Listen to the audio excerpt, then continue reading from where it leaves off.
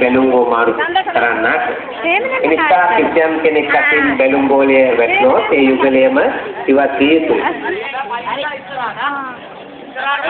තරගය ආරම්භ කිරීමේදී සංඥාව ලබා දෙනවා. 1 2 3 කියනකොට තරගය පටන් ගන්නවා. තරගකරුවන් අවධානය යොමු කරන්න.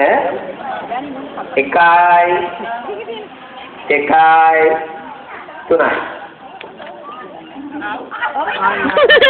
දේශීය පුරවැසි සංවිධානය කරන බස්මා උලේ වතුර පිරවූ බැලුම් මාරු කිරීමේ යුගල තරගයයි දැන් ක්‍රියාත්මක වන්නේ. කිසියම් කෙනෙක් වටින් බැලුම් බෝලය බිමට වැටුණොත් ඒ යුගලයේම ඉවත් විය යුතුයි. ඉතාමත් විනෝදජනක ක්‍රීඩාවක්.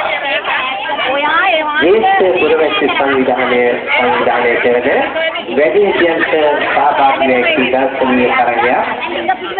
එම සම්පූර්ණාරාම විහාරස්ථානයේ අනුබද්ධිත විදුර දේශීය පුරවැසි සංවිධානයේ අද දවස් පුරා ක්‍රියාත්මක කරන බක්මා උලේ වතුර පිරවූ බැලුම් බෝල මාරු කිරීමේ යුගල